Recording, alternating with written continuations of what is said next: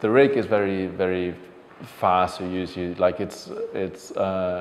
I mean, from deciding we go handheld, it's normally at the beginning of the day you have it in the standby bag that comes with it.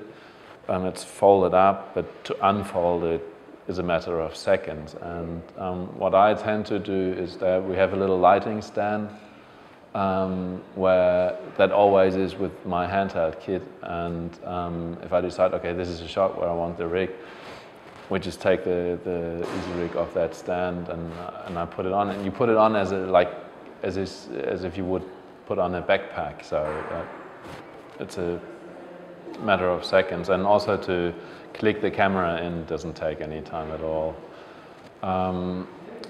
In terms of reliability, I must say I think it's extremely reliable.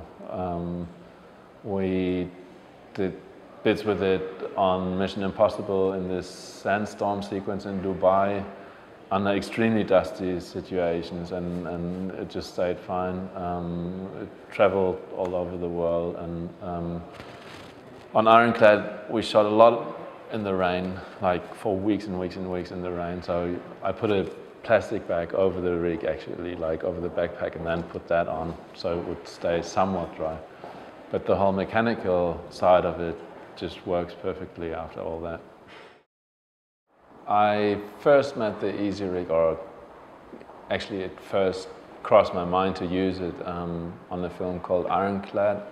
We were shooting with the Genesis, Panavision Genesis camera, and for budget reasons we had only the Primo zoom for it, which was the 25-75, so a very heavy lens. And in the beginning we started with the on-dock recorder, so not the solid state drives, but the on-dock recorder. So the camera was so heavy, and it was supposed to be a handheld movie. And because I'm comparably tall, I figured out during the testing phase very quickly that we needed some kind of system to support the camera, so I could hold the camera on hip height or my sort of waist height to be below the eye line of actors. Because on the shoulder I could carry it, but there was no way that I could hold it with my hands for so long. So that's how I got in contact with Johan. I must say I was sort of, I had a little, I don't want to say negative preconception of it, but from photos sometimes I thought, this is a bit clunky and maybe a bit big, and how do you fit through doors and all of that. But then I figured out that once I started using it, you could use it for so many things that you just couldn't do in a normal handheld shooting style, that I have to admit I really fell in love with it.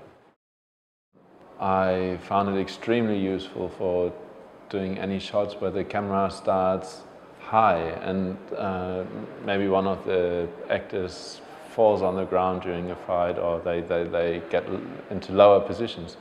That in the take you can lower the camera very fast, actually, from shoulder height to almost like knee height, and keep it there and then bring it back up again, which you could never do in a different way, because either you've got the camera on the shoulder, then you're there and you can go onto your knees,